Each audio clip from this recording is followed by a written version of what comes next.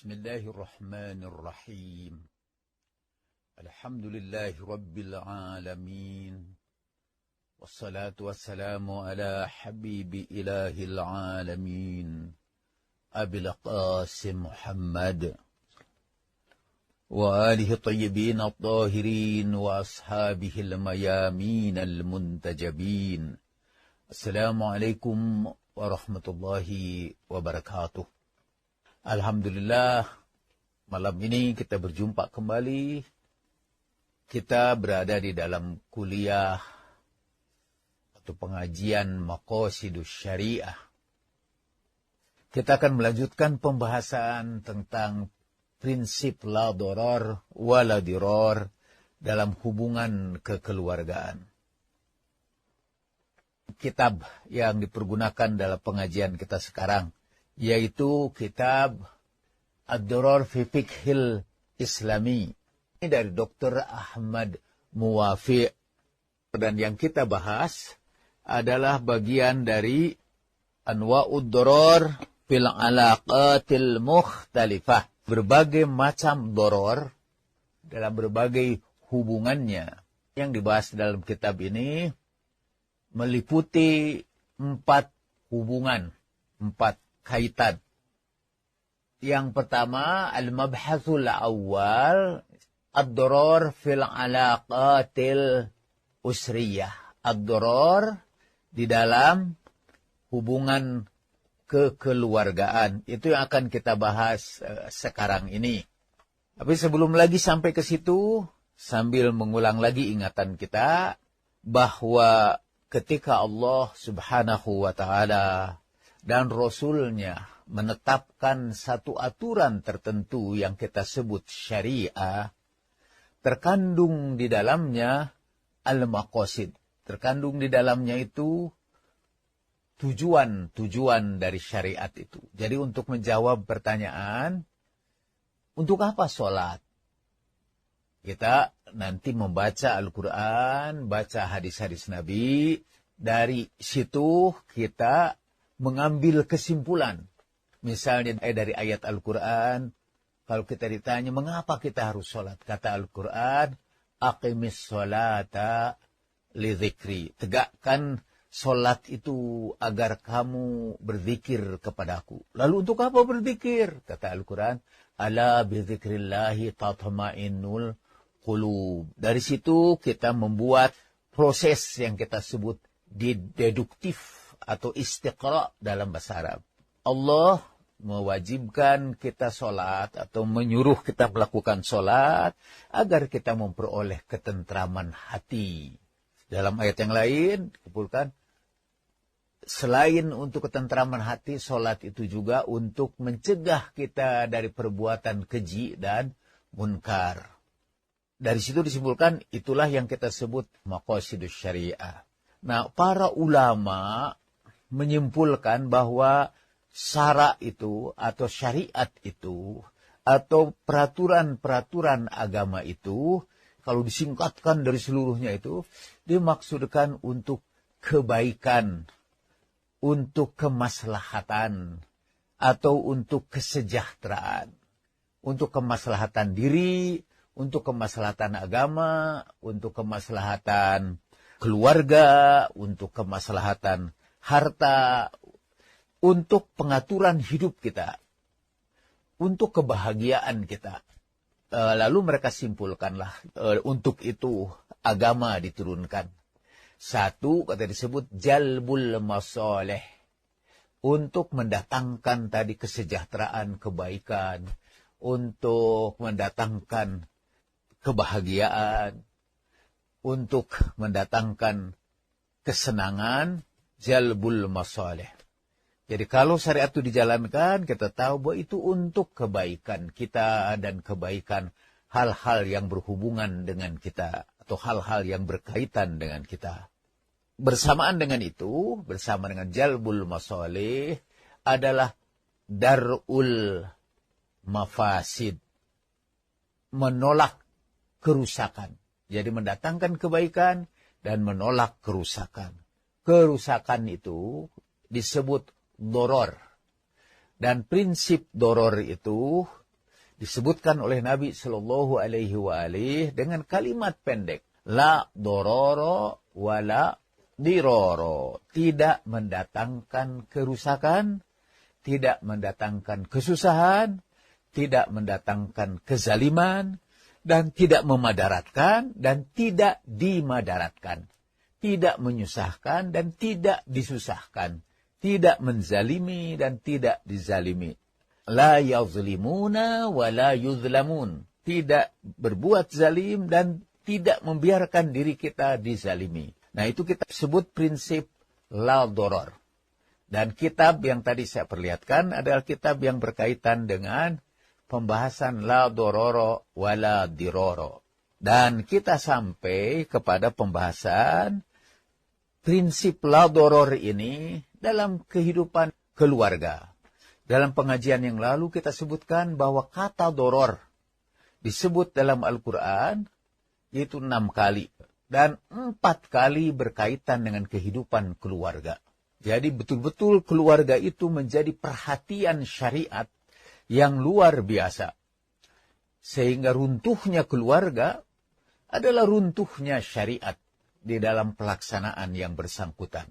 Syariat sangat berkepentingan dengan kebahagiaan keluarga. Syariat menginginkan agar keluarga yang dibangun oleh kaum muslimin adalah keluarga yang penuh ketentraman, penuh cinta, dan penuh kasih. Yang di dalam Al-Quran disebut, litaskunu ilaiha wa ja'ala bainakum mawaddatau warahmah. Tujuan syariat dalam hubungan keluarga disimpulkan dengan ayat ini. Wa ja'ala bainakum mawaddatau warahmah. Allah ciptakan di antara kamu cinta dan kasih sayang. Jadi, tujuan syariat itu ialah menciptakan atau melahirkan atau mengadakan keluarga yang ditegakkan di atas cinta dan kasih sayang. Cinta dan kasih sayang yang ada dalam kehidupan keluarga itu dalam Al-Quran disebutkan sebagai tanda-tanda dari kebesaran Allah Subhanahu wa Ta'ala.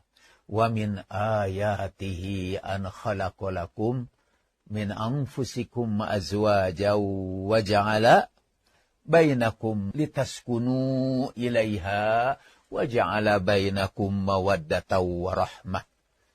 Inna fi dzalika laayatil liqaumin yatafakkarun. Begitu mulianya hubungan keluarga itu, sampai Allah Subhanahu wa Ta'ala menyebut kekeluargaan itu dalam perjanjian yang sangat dahsyat. Al-Quran menyebutnya mitsaqan ghalidha. Lalu apa yang harus dilakukan untuk menegakkan syariat di dalam hubungan keluarga? Ada 2 sisi. Ada sisi yang positif, yaitu perilaku yang menyebabkan tumbuhnya cinta dan kasih sayang, mawaddah warahmah. Segi negatifnya, segi salbinya ialah yang diharamkan oleh syariat adalah perilaku apa saja, perkataan ataupun perilaku yang mengurangi, apalagi meruntuhkan, apalagi menghilangkan cinta dan kasih sayang. Hubungan keluarga sebetulnya dibagi 2. Satu yang kita bicarakan malam ini saja, yaitu tentang hubungan antara suami dan istri. Itu hubungan antara alaqah baina zaujain, antara sepasang suami istri. Dan satu lagi dalam hubungan keluarga itu adalah hubungan al-aba wal abna. Hubungan antara orang tua dengan anak-anaknya. Saudara, berapa waktu yang lalu kita berbicara dengan orang-orang pintar tentang buku yang diberi judul Agama yang Scientific dan Sains yang Religius. Walaupun sebenarnya agak berat pembicaraan itu. Adakah agama yang scientific? Sebetulnya pertanyaan itu secara sederhana, adakah agama yang sesuai dengan sains? Jadi ada agama yang sesuai dengan sains dan agama yang tidak sesuai dengan sains. Itu agama yang sesuai dengan sains, kita sebut agama yang scientific. Sebetulnya pertentangan antara sains dan agama itu muncul terutama di tengah-tengah umat Kristiani. Bahkan pernah terjadi seakan-akan ada perang di antara kedua lembaga itu. Antara gereja dengan sains.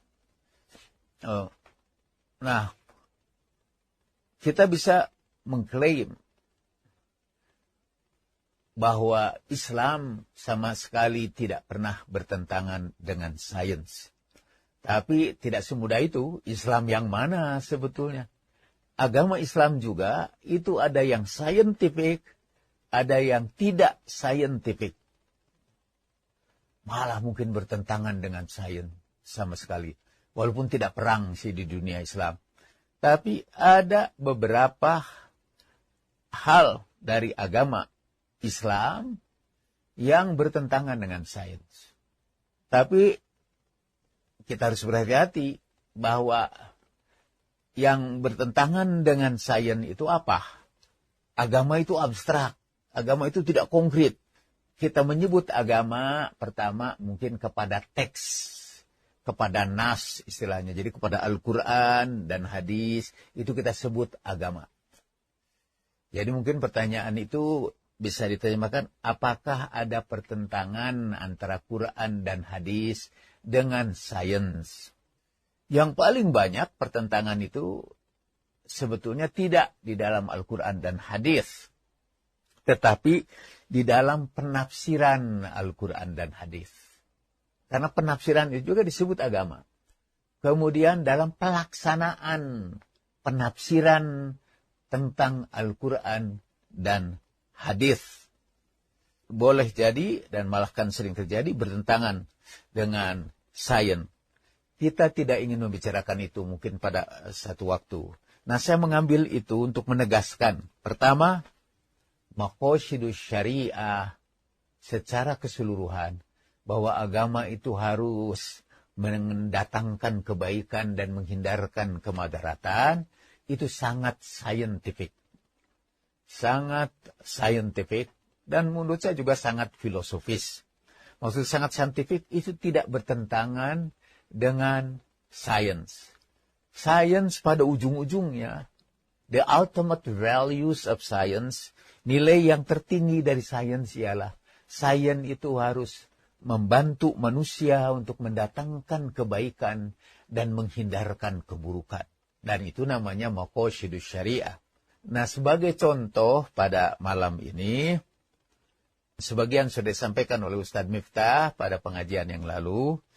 Ustadz Miftah memulainya dengan ayat Al-Quran yang cukup menggentarkan hati kita.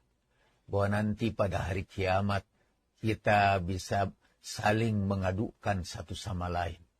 Bisa membuat kita saling bermusuhan satu sama lain karena kita melanggar hak satu sama lain. Rasulullah Shallallahu Alaihi Wasallam dengan indahnya menggambarkan, janganlah kalian menjadikan keluargamu sebagai orang yang bergantung ke tanganmu pada hari kiamat nanti dan menuntut kepada Allah Subhanahu wa Ta'ala atas kezaliman yang kamu lakukan terhadap mereka. Nabi Shallallahu Alaihi Wasallam bersabda, jangan sampai seluruh amal saleh kamu terbakar karena berbuat zalim kepada keluarga kamu. Saya kira itu sebagian dari makna qu anfusakum wa ahlikum naro. Jagalah dirimu dan keluargamu dari api neraka. Nah, salah satu di antara penemuan ilmiah yang menurut saya ini hasil penelitian bertahun-tahun dan kemudian bukunya menjadi sangat populer adalah penelitian Gary Chapman. Gary Chapman bicara tentang segi positif yang bisa mewujudkan mawaddah warahmah yang disimpulkan sebagai pelaksanaan hak. Nah, Gary Chapman memperinci dimensi ini termasuk dimensi yang salbinya, dimensi yang negatifnya. Dia nulis The 5 Love Languages, 5 bahasa cinta. Subjudulnya, How to Express Heartfelt Commitment to Your Mate.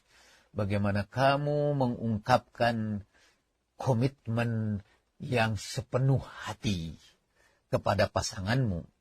Kalau saudara sekarang dalam keluarga sudah mulai rada hangat, khawatir tiba-tiba keluarga ini bercerai-berai, dan bercerai dalam keluarga itu adalah madarat. Amalkanlah ini. Jangan takut, wah ini sih pemikiran barat. Tidak. Sebaiknya ini biasanya para ustadz-ustadz, saudara-saudara ada yang membuka kursus dulu. Mungkin sekarang juga membina keluarga yang sakinah, mawadah, dan rahmah.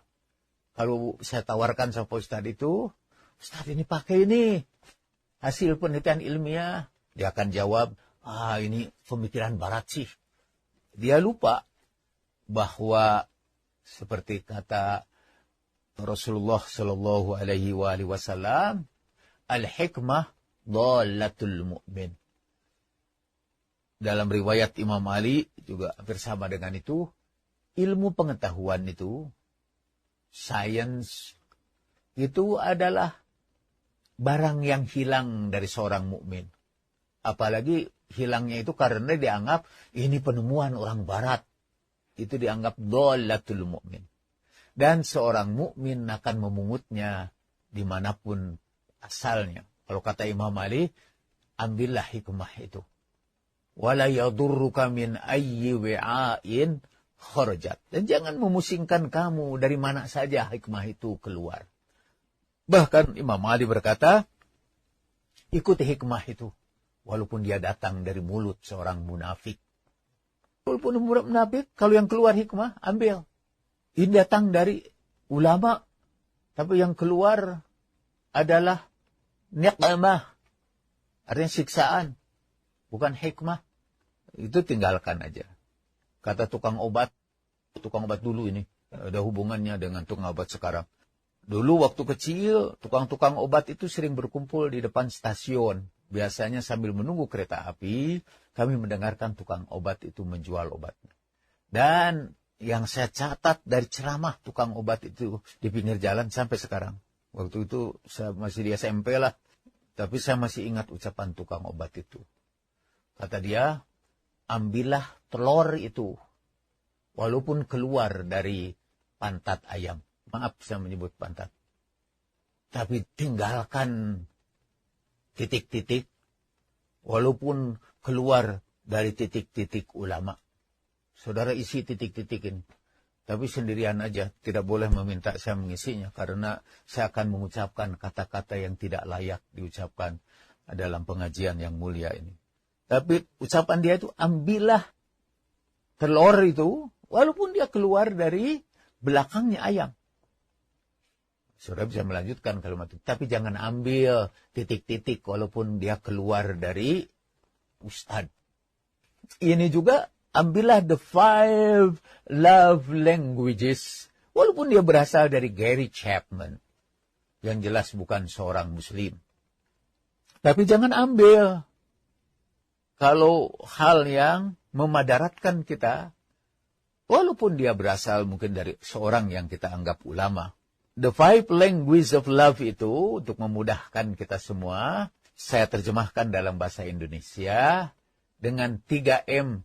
Dan 2B. Bukan M3 dan B2. Tapi 3M, karena katanya mengikuti kaidah diterangkan dan menerangkan. 3M plus 2B. Apa 3M plus 2B itu? Yang 3M-nya, 1, memuji. 2, melayani. 3, memberi. Di dalam aslinya, Chapman mengatakan yang memuji itu dia sebut dengan kata affirmation. Affirmation, meneguhkan. Dan biasanya diucapkan dengan kata-kata misalnya I love you.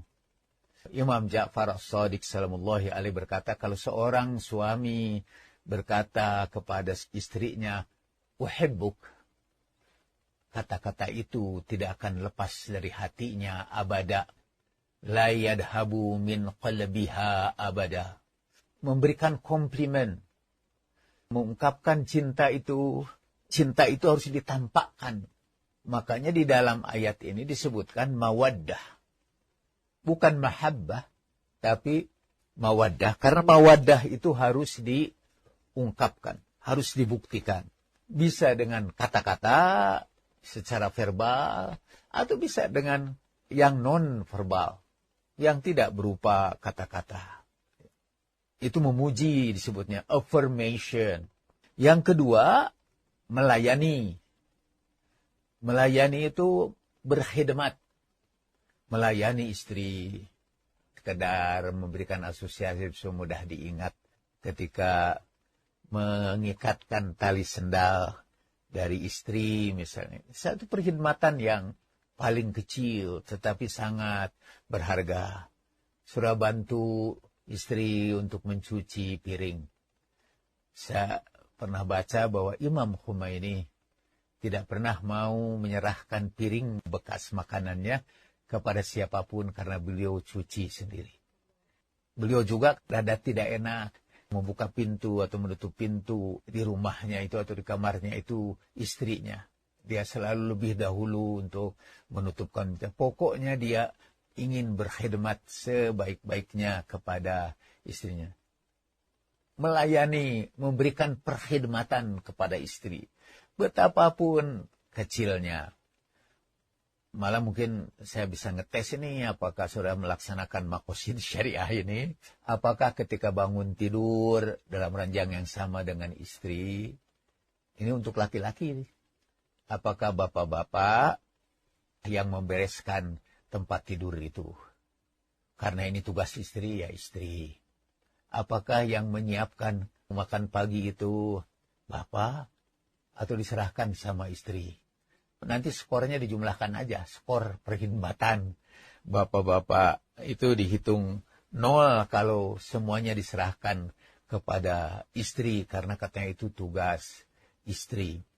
Apakah bapak juga melakukan misalnya memijit istri ketika istri kecapean. Itu perkhidmatan yang kecil-kecil, tetapi itu menyuburkan cinta. Atau menyediakan air minum, misalnya, untuk istri. Menyambung apa yang dibicarakan oleh Ustaz Miftah, kalau seorang suami memberikan air minum seteguk kepada istrinya, seteguk aja, apalagi secangkir. Karena seteguk minuman itu sama katanya pahalanya dengan salat sunat semalam suntuk. Itu termasuk melayani. Kemudian sekali-kali juga memberikan sesuatu, gift, hadiah. Bukan saja hadiah sekuntum bunga, mungkin itulah kebiasaan orang barat. Buat kita mungkin istri, bapak-bapak lebih senang dikasih duit daripada bunga. Rasulullah Shallallahu Alaihi Wasallam bersabda, tahadu, tahabu. Hendaknya kamu saling memberi hadiah, karena itu akan menyuburkan saling cinta di antara kalian. Tahadu, tahabu. Rasulullah Shallallahu Alaihi Wasallam bersabda, la tadkhulul jannata, tidak akan masuk surga, kata, hatta tahabu, sampai kalian saling mencintai di antara kalian. Nah, supaya tahabu itu harus tahadu, saling memberikan hadiah.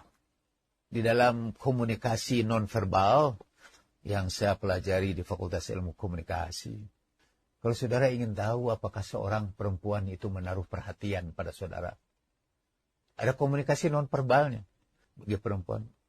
Salah satu ciri bahwa seorang perempuan memberikan perhatian kepada saudara, ini untuk laki-laki, ialah perempuan itu senang memberikan sesuatu kepada orang yang dicintainya, pada orang yang disukainya. Dan itu sudah jadi fitrah perempuan.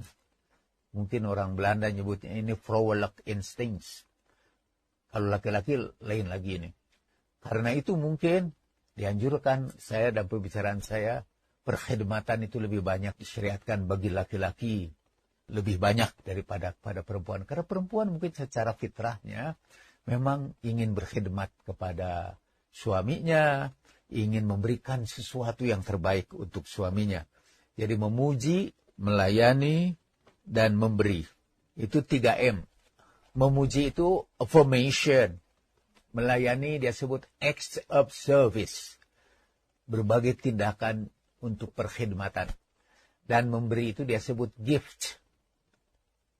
Berduaan, sebetulnya ini terjemahan saya dari quality time. Harus ada waktu-waktu ketika anak-anak juga disingkirkan dululah. Ada saat untuk ngobrol berdua aja. Dari hati ke hati. Dari mata ke mata. Face to face. Berduaan. Sediakan waktu untuk itu. Dan itu bisa memperbaiki hubungan. Diperlukan quality time. Karena quality time terlalu abstrak. Disebut berduaan aja. Kepada saya dikirim medsos drakor. Drama Korea yang penggemarnya banyak ibu-ibu. Tapi ini drakornya itu sedikit aja. Mungkin beberapa menit, 2 menit lah. Pecahlah keluarga. Istrinya sudah diputuskan mau dicerai. Suaminya berkata, kamu boleh ambil rumahku, boleh ambil mobilku. Tapi kamu tidak bisa lagi mengambil aku. Kata. Si istrinya, berikan kepada aku kesempatan 1 hari aja sebelum kamu bercerai denganku. 1 hari aja untuk quality time, untuk berduaan. Kemudian dibawalah ini. Kamu ingat ini, disinilah kita pertama kali berjumpa. Kamu ingat ini dulu kita makan di restoran ini. Dan waktu itu engkau karena miskin, aku selalu yang membayarnya, kata istri. Terus dikenanglah beberapa waktu sebelumnya itu ketika mereka saling mencintai, ketika belum ada masalah, ketika saling memaklumi dan saling memaafkan. Dan kesimpulannya dari cerita yang pendek itu, mereka akhirnya rukun kembali. Tidak lagi bercerai karena quality time. Sekali-kali berduaanlah dengan istri. Dan Rasulullah pernah menegur seorang sahabat yang menghabiskan waktunya iktikaf di masjid Nabi. Seorang sahabat yang sangat soleh. Yang kesolehan ini rada populer sekarang ini. Dia tinggalkan istrinya. Dia berada di masjid Nabi iktikaf. Lalu Nabi SAW bersabda, Julusul mar'i inda iyalih. Kalau seorang lelaki duduk berduaan dengan keluarganya, berkencan dengan keluarganya, ahabbu ilallahi ta'ala, lebih dicintai Allah Ta'ala, minal i'tikafi fi masjidi, daripada i'tikaf di masjidku. Masjid Rasulullah, Masjid Nabawi. Itu kalau seorang lelaki membahagian istrinya dengan duduk berduaan. Julusul mar'i ma'a yalih. Dan terakhir bersentuhan. Kalau dalam istilah Gary Chapman, physical touch. Ada hasil penelitian juga, kalau kita ingin mengecek apakah keluarga itu keluarga rukun. Jadi apakah keluarga itu saling mencintai, misalnya ada 2 orang datang ke restoran. Salah satu komunikasi nonverbal yang bisa kita ukur adalah saling bersentuhan di antara mereka. Kalau mereka kurang bersentuhannya, bisa dihitung aja bersentuhan. Contreng 1, 2, 3. Itu skor cinta. Suami istri yang saling bercinta akan banyak sekali saling bersentuhan. Kalau kesempatan itu memungkinkan. Kalau tidak memungkinkan, itu sih kesalahan bukan pada pesawat penerima Anda, tapi mungkin karena faktor-faktor yang lain. Tapi kita ingatkan kalau saudara juga sangat sibuk bekerja, diperlukanlah ada saat-saat ketika saudara harus bersentuhan. Ini hadis dari Aisyah. Diriwayatkan dalam Sahihul Bukhari. Kana Nabiyyu sallallahu alaihi wa alihi yakunu fi mihnati ahli. Nabi itu selalu siap untuk menjalankan berkhidmat kepada istrinya. Malah Aisyah memperinci, kana yakhitu thawbah ya menjahit pakaiannya. Biasa kan kalau menjahit pakaian itu tugas istri. Tapi Rasulullah karena berkhidmatan pada istri beliau yang menjahit pakaiannya, wa yakhshifu na'lah, dan beliau juga yang memperbaiki sandalnya. Wa ya'malu ma ya'malur rijalu fi buyutikum, mengerjakan apa yang biasa dikerjakan oleh laki-laki di rumahnya. Jadi mungkin selain memperbaiki rumah seperti pekerjaan laki-laki, beliau juga melakukan pekerjaan-pekerjaan istrinya. Sebagai penutup, ini dalam hadis yang diberi judul oleh para ahli hadis, menurut saya bagus sekali. Barkatu khidmati az-zawji li zaujatihi. Keberkahan berkhidmah seorang suami kepada istrinya. An Rasulillah sallallahu alaihi wa alihi wasallam. Dari Rasulullah sallallahu alaihi wa alihi. Idza saqar rajulu imra'atahu ujira. Kalau seorang lelaki memberikan minuman kepada istrinya, dia mendapat pahala. Itu dalam hadis yang diriwayatkan oleh Kanzul Ummal. Di tempat lain tadi sebutkan sama pahalanya dengan sholat semalam suntuk. Tapi jangan jadi alasan supaya saudara meninggalkan sholat malam saudara karena cukup memberi air minum. Dari Nabi Sallallahu Alaihi Wasallam, la yakhdimul iyala, tidak akan berkhidmat kepada keluarga illa siddiqun, kecuali kelompok siddiqin. Itu yang di dalam Al-Quran, faulaika ma'alladzina an'amallahu alaihim minas siddiqin. Orang-orang yang siddiq, orang-orang yang tulus imannya. Au syahid, atau orang yang syahid. Atau rajulun yuridullaha bihi khairud dunya wal akhirah. Jadi yang bisa berkhidmat kepada keluarga dengan baik, pastilah orang-orang yang soleh. Orang-orang yang syahid. Orang-orang yang hanya mengharapkan kebaikan di dunia dan di akhirat. Ini dalam Al-Bihar, juz 79. Yang berikutnya, ittaqullah fid dha'ifain. Bertakwalah kepada Allah dalam mengurus dua kelompok yang dhaif, kelompok yang lemah, yaitu al-yatim wal mar'ata, anak yatim dan perempuan. Fa inna khiyarukum li ahlih.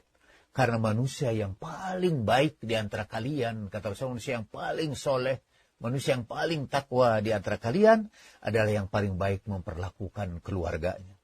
Dalam Al-Bihar, Biharul Anwar maksudnya juz 79.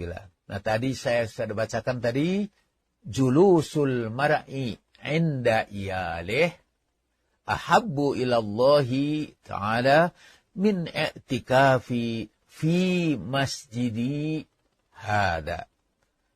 Kalau seorang lelaki duduk berduaan bersama istrinya, bersama keluarganya, itu lebih dicintai Allah daripada i'tikaf di masjidku ini. Itu dari kitab Tanbihul Khawatir. Yang berikutnya dari Mahajjatul Bayda, itu Syarah Ihya Ulumuddin. Innar rajula, sesungguhnya seorang lelaki, la yu'jaru, dan dia sungguh mendapat pahala, fi raf'il luqamati ila fi imra'atih. Seorang lelaki, untuk setiap sendok makanan yang dia suapkan, kepada setiap suapan yang dimasukkan ke mulut istrinya, dia mendapat pahala. Kita tutup dengan ini dari Imam As-Shadiq alaihi salatu wassalam. Min husni, man hasuna birruhu bi ahlih, zadallahu fi umrih. Barang siapa yang berbuat baik sama istrinya, Allah akan tambahkan usianya. Saya mendengar ini, ada orang cerita kepada saya bahwa sekarang dia sudah tua, istrinya juga sudah tua, tapi sekarang ini si bapaknya itu, pekerjaan bapaknya itu kalau pagi-pagi menyediakan air minum buat istrinya, malam-malam sebelum tidur istrinya dia memijit-mijit istrinya, betul-betul berkhidmat kepada istrinya. Dua-duanya sudah tua. Tapi saya menduga tampaknya suaminya bakal panjang usia. karena dia banyak berbakti kepada istri. Tentu saja sebaliknya juga, istri yang banyak berbakti kepada suaminya dipanjangkan usianya. Jadi perkhidmatan kepada istri itu termasuk maqasidus syariah, bagian dari tujuan mengapa syariat itu diajarkan kepada kita. Ini yang tadi itu saya baca, hadis-hadis ini, itu adalah syariat. Jadi agama Islam berupa teks. Dan syariat ini sangat sesuai dengan apa yang ditemukan oleh Gary Chapman, tanpa bermaksud mengiklankan bukunya. Saudara tidak usah beli bukunya juga, tapi mendengarkan ceramah ini dan mempraktekannya, itu sudah cukup menjalankan maqasidus syariah yang berkaitan dengan kehidupan keluarga. Al-alaqah al-usriyah, maqasidus syariah yang sesuai dengan atau yang ada kaitannya dalam hubungan keluarga. Silakan kalau ada pertanyaan. Adalah masyarakat yang patriarkat, yang didominasi oleh bapak, oleh laki-laki. Agama juga ditafsirkan untuk kepentingan laki-laki. Di zaman Imam Ja'far as-Shadiq, salamullahi alaih, pernah orang datang dan bertanya kepada Imam, Imam, betulkah bahwa kebanyakan penghuni neraka itu perempuan? Kata Imam, apakah kalian tidak membaca Al-Quran? Beliau kemudian membaca surat Al-Waqi'ah. Inna ansha'nahu insha'an akhar. Nanti kami hidupkan kembali perempuan-perempuan itu. Uruban atroban li ashabil yamin. Perempuan-perempuan soleh itu akan menjadi bidadari-bidadari di surga. Bidadari bisa dalam arti majazi, bisa dalam arti hakiki. Dan bidadari itu, kamu tahu, seorang mukmin disediakan baginya 40 bidadari. Jadi, jumlah paling tidak, jumlah perempuan mukminah dibandingkan dengan laki-laki mukminah di surga adalah 40 berbanding 1. Jadi berarti kebanyakan penghuni surga itu perempuan. Tapi kenapa sekarang yang beredar itu perempuan kok yang kebanyakan menjadi penghuni neraka? Lahu imra'atun. Barang siapa yang punya istri, tu'dhi, dan si perempuan itu menyakiti suaminya. La yaqbalullahu salataha, wala siyamaha, wala salihan min a'maliha. Jadi kalau seorang perempuan menyakiti suaminya, Allah tidak akan menerima solatnya, saumnya, dan seluruh amal solehnya, hatta turdiyahu, sampai dia membuat suaminya ridho lagi. Ini kalau ada ibu-ibu di sini nih, ibu menyakiti hati suami, itu Allah tidak menerima seluruh ibadah itu. Hatta turdiyahu, sampai suaminya ridho kepadanya, sampai dia membantu lagi suaminya. Hadis itu dibaca sampai di sini aja, padahal ada sambungannya. Dan bagi suaminya juga dosa yang sama, tidak diterima seluruh solatnya, ibadahnya, idza kana mu'dhiyan zalima, kalau dia ini menyakiti dan berbuat zalim kepada istrinya. Jadi mungkin adanya penafsiran yang sepihak itu, pertama mungkin kebanyakan ustadz juga laki-laki, dan akhirnya ustadz yang perempuan pun belajarnya dari laki-laki. Jadi ustadzah juga mengikuti juga selera laki-laki. Berpisah jauh itu bisa secara spasial, secara geografis. Jauh berada di tempat yang lain karena pekerjaan, karena berbagai hal. Yang tadi saya sebutkan, kesalahan tidak terletak pada pesawat Anda. Tapi ini karena masalah lingkungan atau masalah situasi yang menyebabkan itu. Kewajiban-kewajiban itu tidak bisa dilaksanakan, tidak menjadi dosa baginya. Karena memang tidak sanggup ia lakukan. La yukallifullahu nafsan illa wusa. Allah tidak akan menghukum orang. Karena situasi yang tidak memungkinkan itu. Kalau dia berada berdekatan secara geografis, tapi tidak lakukan apa yang kita sampaikan tadi, dia berdosa. Tapi kalau dipisahkan secara geografis, begitu rupa sehingga tidak mungkin untuk berjumpa, itu termasuk pada la yukallifullahu nafsan illa wusa. Tapi seharusnya menyediakan waktu untuk hubungan yang secara geografis jauh, tetapi secara elektronis berdekatan. Dan itu dimungkinkan dengan teknologi modern ini. Sebagai penebusnya ialah melakukan komunikasi melalui saluran-saluran komunikasi. Apalagi di zaman modern ini bisa saling melihat lagi, bisa saling menatap juga secara face to face, tapi secara elektronis. Atau bisa juga orang dipisahkan secara geografis, tapi secara spiritual, atau supaya tidak terlalu spiritual, secara psikologis berdekatan. Seperti dalam peribahasa Indonesia, jauh di mata, tapi dekat di hati. Lucunya itu ada dalam peribahasa Indonesia. Dalam peribahasa bahasa Inggris, itu malah kalau jauh di mata, nanti juga jauh juga dari hati. Out of sight, out of mind, kata orang Inggris. Tapi karena kita peribahasa kita jauh di mata, dekat di hati, tampaknya kita secara kultural bisa bertahan dalam keadaan long distance relation. LDR. Oke. Tadi di awal mengatakan bahwa pembicaraan kita ini merupakan setengah dari pembicaraan maqasidus syariah fil alaqah baina az-zawjain. Tetapi bagian yang keduanya adalah hubungan antara al-aba dan al-abna, antara orang tua dengan anak-anak. Anak-anak juga mempunyai hak, sebagaimana juga suami istri punya hak, bapak juga punya hak terhadap anaknya. Mungkin sekedar preview untuk pembicaraan kita pada waktu yang akan datang. Mungkin saya ingin bacakan saja satu hadis ya, yang berkaitan dengan hak anak terhadap bapaknya.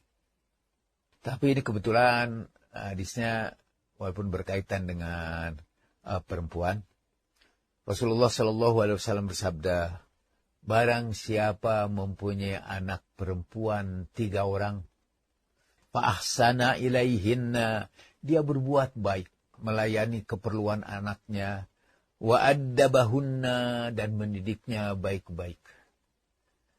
Maka anaknya itu kunna sitron minan nar. Kebaikan dia terhadap anak-anaknya itu akan melindungi dia dari api neraka. Ditanya, gimana kalau anaknya 2 saja? Juga kalau anaknya 2 saja. Gimana kalau anaknya 1 saja? Juga kalau anaknya 1 saja. Artinya dari hadis ini, perbuatan baik seorang tua terhadap anaknya memperoleh pahala yang besar. Tentu sebaliknya juga, berbuat aniaya terhadap anak-anak termasuk dosa besar dan mendapat siksaan yang berat di hari kiamat. Dalam hadis yang lain Nabi bersabda, anak-anak kamu itu amanah dari Tuhanmu. Samakanlah dalam memberikan sesuatu kepada mereka. Kalaupun ada kelebihan, maka berikanlah kelebihan itu kepada anak perempuan kamu. Kata Rasulullah Sallallahu Alaihi Wasallam. Berkhidmat, di dalam bahasa Arabnya tetap berbuat baik. Birrun itu berbuat baik, termasuk ada birrul walidain, berbuat baik kepada kedua orang tua, dan birrul aulad, berbuat baik kepada anak-anak. Ini sama seperti ayat yang berkenaan dengan orang tua yang secara akidah berbeda dengan anaknya. Kata Al-Quran, kalimat berikutnya itu sama dengan hubungan di antara suami istri. Hubungan di antara suami istri itu kan ketentuannya wa'ashiruhunna bil ma'ruf. Mesti kita hafal kalau lihat surat nikah. Wa'ashiruhunna bil ma'ruf, dan pergaulilah itu dengan baik. Nah, di dalam Al-Quran berkaitan dengan hubungan di antara orang tua dan anak, bahwa perkhidmatan antara suami dengan istri sama juga seperti perkhidmatan antara seorang anak dengan orang tuanya. Dalam Al-Quran menariknya itu, kalau orang tua kamu memaksa kamu untuk musyrik kepadanya, tetaplah kamu pergauli mereka dengan ma'ruf. In jahadaka an tusyrika bi ma laisa laka bihi ilmun fala tuti'huma. Kalau bapak kamu atau orang tua kamu itu kedua-duanya in jahadaka agar engkau musyrik, janganlah kamu taati mereka. Tapi wasahibhuma fid dunya ma'rufa. Tapi pergaulilah mereka berdua dengan ma'ruf. Wasahibhuma sama dengan wa'ashiruhunna. Jadi sahaba dengan asyaro itu sinonim. Jadi ayat ini mempunyai ketentuan yang sama. Jadi kalau suami istri juga ada perbedaan akidah, janganlah kamu ikuti akidah suami kamu itu. Tapi tetap pergaulilah mereka dengan cara yang baik-baik. Mungkin contoh konkretnya, suami mengikuti madhab istri mengikuti madhab Y. Ya, nggak usah istri turut-turut ikut madhab suami. Dan jangan jadikan perbedaan madhab itu menjadi sebab pertengkaran di antara mereka. Tapi wasohibhuma fi dunya ma'rufa, kalau di dalam ayat tentang orang tua. Kalau dalam di sini wa'ashiruhunna bil ma'ruf, dan tetaplah kamu pergauli mereka dengan cara yang baik-baik. Dosa istri tidak bisa ditanggung oleh suami, dan dosa suami tidak bisa ditanggung oleh istri. La taziru waziratun wizra ukhra. Tidak bisa seseorang memikul dosa yang lain. Masing-masing akan diminta pertanggungan jawabnya. Di dalam Al-Quran disebutkan tentang istri Fir'aun yang Allah bangunkan baginya istana di surga, dan merupakan doa dia dalam menghadapi kezaliman Fir'aun. Tapi kemudian hadisnya berbunyi, seorang istri yang bersabar dengan perilaku suaminya akan diberi pahala.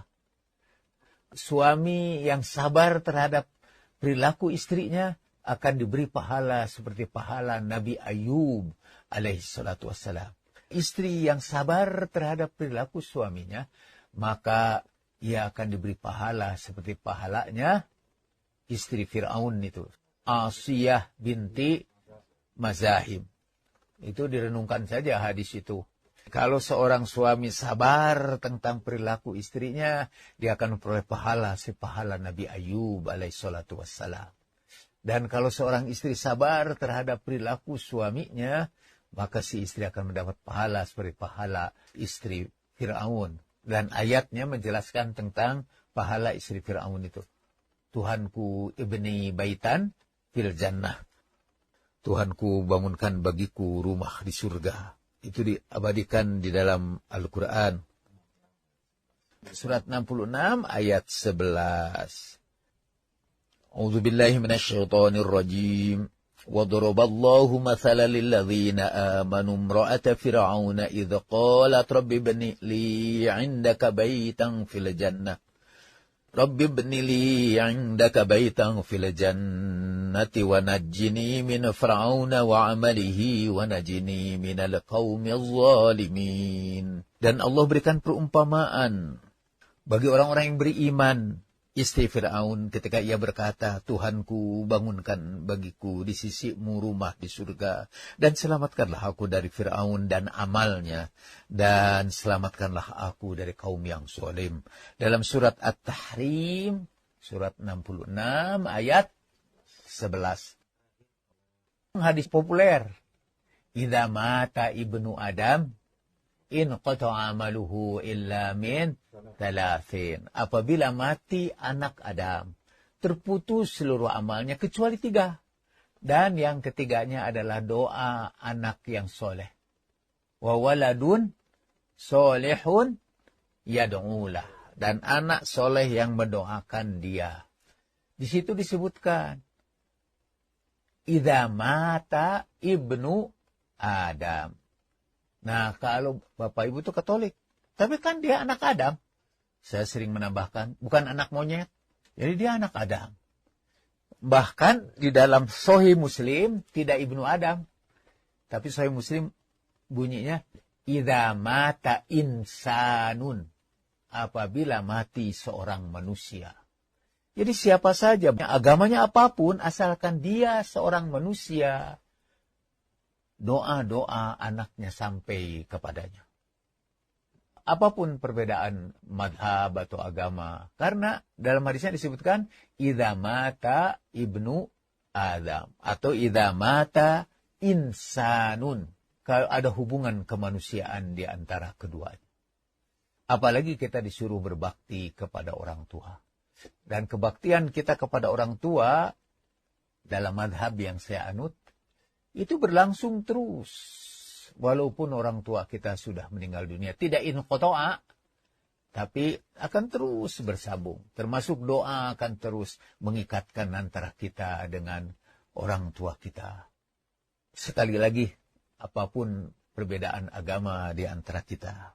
Kemudian yang menyebabkan sambungan ini juga adalah, ya selain doa, itu amal-amal soleh. Karena dalam Islam, dalam agama kita, doa itu harus diantar dengan amal soleh. Ilaihi yas'adul kalimu thayyibu wal amalu solihu yarfa'uhu. Kepada Allah lah naik doa-doa yang baik dan amal soleh itu yang mengantarkan. Jadi tetaplah berbuat baik kepada orang tua yang sudah meninggal dunia. Masih ada kesempatan kita berbuat baik kepada mereka dengan berdoa dan mengantarkan doa kita dengan amal soleh. Wa ma taufiqi illa billah. Alaihi tawakkaltu wa ilaihi unib. Allahumma salli ala Sayyidina Muhammad wa ala ali Sayyidina Muhammad. Wassalamualaikum warahmatullahi wabarakatuh.